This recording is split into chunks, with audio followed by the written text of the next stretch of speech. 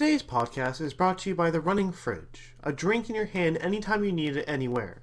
With its two mechanical legs powered by cold fusion, nothing is stopping this mechanical fridge from getting you the drink you need when you need it most. Never miss that moment in life trying to get a drink, and order yourself one today. At one point in our lives, we assume that every person is a kind and gentle soul, unwilling to harm another human being. We think they are nice, kind, forgiving, and gentle people, ignoring all of their flaws through childhood innocence. Yet, as time progresses and one's age increases, people slowly start to realize the cruelty of the world we live in and the traits that make up its inhabitants. We begin to realize that people are capable and more than willing to commit violence, manipulation, or theft in order to satisfy their selfish goals and desires. Tonight, however, I wish to dive in more detail about what it leads to these outcomes, as well as analyze how these traits apply not just to the good narratives and stories of our childhoods, but to the reality that we live in. Like trees, we all have roots, and by realizing what these roots are and how they impact our lives, we can truly understand the prospect of our future and the reality of the present.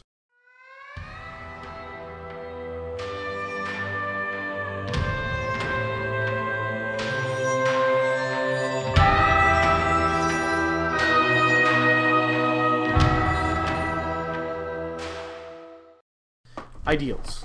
Ideals are what the driving force of the story is about. They are what clash and conflict with one another that create situations within the book. Yet, a similar line of thinking can be applied to our own world as well. Conflict stems from individuality, and as such there are countless battles of ideologies and beliefs within one's own life. Take a moment right now and peer into the day so far, maybe into the previous day.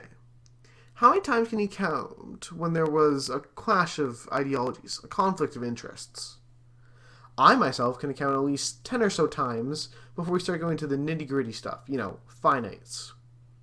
Yet, 10 is still a fair number to prove a point, as humans naturally conflict with one another because they are all independent and therefore have different morals and beliefs, similarly to how one is either a conservative or a liberal, politically speaking, of course. Now, if we take these concepts of conflicting ideals and apply them to the book at hand, one can start to create connections between those within and those withdrawn from the text. For those still wondering what text I'm referring to, it's called Mercy Among the Children, a tale of what it means to believe in an ideal and what it means to be human. A quick summary for those who haven't read it, the story is about a man named Sidney and his unmovable belief in doing no harm or even raising their voice against another human being, as mentioned on page 33. This, while a noble belief on his part, has led him and his family to nothing but trouble as those around him abuse his goodwill for their own exploitations. They frame him for stealing, both items and money, assaulting his wife, the destruction of a bridge, even the death of a young boy. All because he was considered a weird man who reads weird books, as mentioned on page 150. Yet, regardless of any and all accusations, he never once took a stand against it or sought revenge, as he believed that revenge, in his futile brilliance, was anthem to justice, or as quoted on page 29. However, no good will last for those surrounded by evil, and his family suffer the consequences of his ideals nonetheless.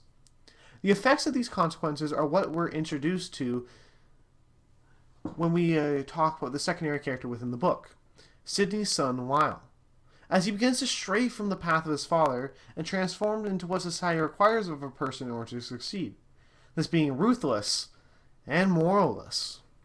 He steals, he fights, and he misuses his strength and power against those who are both deserving and those who are not really.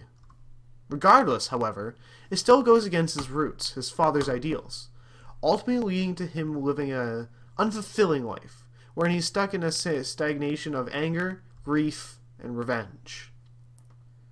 Yet, while a simple story on the surface, the story's true weight is in its relatability, both in terms of characters and motives. While it is difficult to believe yourself to be a hero, as seen in the countless fairy tales where they slay dragons and rescue princesses, Mercy on the Children, however, takes no fictional excuses. Each character, ranging from the little ray of sunshine that is Autumn to that of the antagonist Matthew Pitts, is all somewhat relatable to our everyday life. We see millions of people who are mistreated by others for pleasure, while seeing an equal amount who are filled with despair by the misery of others. This relatability is due to one factor, a singular factor, that defines relatability between texts. This is one's upbringing. While I did mention that it's difficult to relate to those from true fantasy stories, they still can be relatable by how they depict the evolution or growth of the characters. Many stories include neglectful parents or a lack of something that changes the hero's perspective and viewpoint of the world, including stories where the inverse is true and they have a surplus. Yet, while stories in nature, many can relate to similar circumstances and affinities, as well as a surplus of the aforementioned, changing their lives based on privilege or negligence respectively. Let's review the roots of both Lyle and Autumn, brother and sister, yet complete contrasts in personality. Lyle, on one hand, begins his descent through a noble action, as he tried to protect his sister from being toyed with by a larger bully within the school. Ideologies clash, and the two youngsters begin to have a brawl. I'm not a boxing expert, I do say, but within the first few minutes of combat, Lyle was getting pummeled. Blow after blow rang against his body, yet he stood there and took it, following along his father's indoctrinated beliefs and refusing to fight back. This belief, however, all changed once Lyle was slammed into the ground, crushing both his body and moral contractions. He snapped, to put it lightly, and while refraining from full brutality against his assaulter, caught his blow and made a show of it to demonstrate the difference of the two's strength, in Lyle's favor. Afterwards, he began to embrace the comfort and safety of power, regularly wearing knives and mindlessly assaulting and stealing from others without a moral conscience, justifying said actions by saying it's for the family. I have to do it. Yet, even he sees his fall, as his subconscious mind nags his conscious self about his deeds and what he has abandoned in the name of these deeds. No better example of this is the scarring he imposes upon himself, mentioned on pages 302 till 304. Within these few short pages, we discover the severity of the falling, discovering how he has betrayed the once just virtues he used to justify his actions.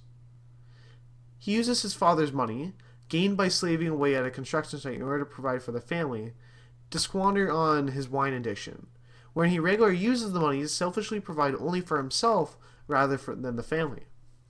In response, instead of trying to fix it and regulate himself, he instead decides to mark himself with scars to quantify the money he owes to his father. Yet, even this is a worthless act as he continues to use the money guiltily, with the markings being nothing but an afterthought and a meaningless reminder, culminating in his own realization that the markings only ever mocked him for his weakness in both resolve and determination, while never actually fixing the problem at hand. In contrast, Autumn, despite using her body as a means of fitting in through depravity and lust, as referenced on page 240, ignored the cruelty the world tried to force upon her. While she originally found herself ugly because of her albino origins, she continued through her life with a smile, disregarding the harshness of the world around her. She kept to her roots and embraced the lessons of her father's ideals, endorsing generous wit and kindness over adversity, a gift Sidney Hope Lyle would have, and becoming a humorous undefeated champion of all their lives. Or so it goes on page 394. Yet, unlike Lyle, through her determination and embracement of her roots, she began to stride above the world, abandoning the world that long ago abandoned her, giving hope and a smile to a society that never even thought of the idea. These two contrasts, these siblings, show the effects of one's roots, demonstrating how even though they share similar origins, through different perspectives and how they brought these pasts into the present, they created different futures for each other. For Lyle, by turning away his father's ideals and embracing cruelty, he became nothing more than a shell of his former self, driven only by hate, grief, and anger. Autumn, on the other hand, became the opposite of her youth, transforming herself into a household name for the novel she published. Yet, with respect to these two examples, I'm not saying that you must follow your roots to a T, as using Matthew as an example, it can still lead to a similar pitiful fate. Matthew, the main antagonist of the book, is a cruel and brutal man to those around him as well as to himself, manipulating and misleading those for his own benefits. He creates lie after lie to justify his actions and reasoning, actively changing his own perspective of truth just to fit the image he wants to portray. In his eyes, truth is not what people want, but the image of truth is what they desire. Yet, despite his constant cruelties towards Sidney throughout the book, as he had a hand in almost every misdeed ranging from the stolen money to the framing of Sidney for killing Matthew's brother, Matthew does hold a sort of hero in the rough trait, noticeable once you begin to look at his roots. In his youth, Matthew protected his sister from their father's beatings, sacrificing himself so she wouldn't have to bear it. While this quality can be somewhat attributed to Cynthia, the sister, manipulating him, something in which is common throughout the book, the muscle and the brain relationship, it does show that he may have had some good qualities once upon a time.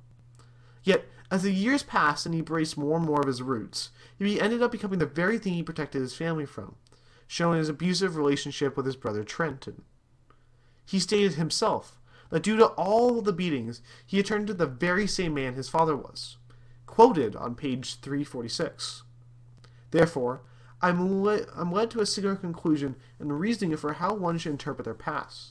To me, you must use the past that your future self would want as their pasts, as it is easier for one to become corrupted by both the obedient following or the rebellion against one's roots.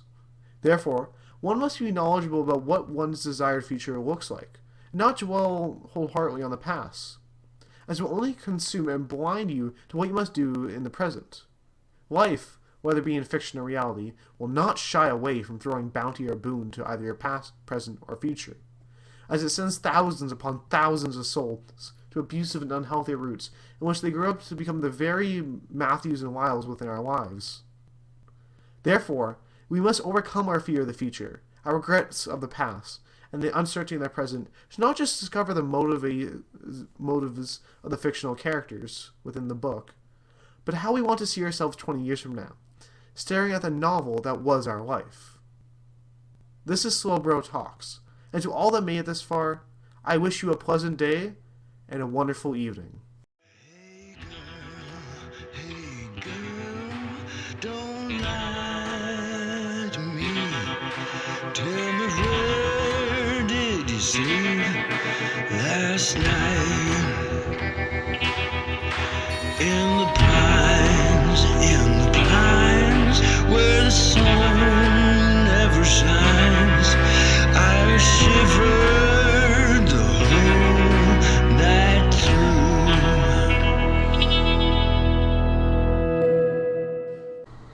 Mercy Among the Children was written by David Adam Richards and originally published in the 2000s, while the song In the Pines is made by Danny Farron and Paul Rawson as part of the Dark Country 2 album released in 2013.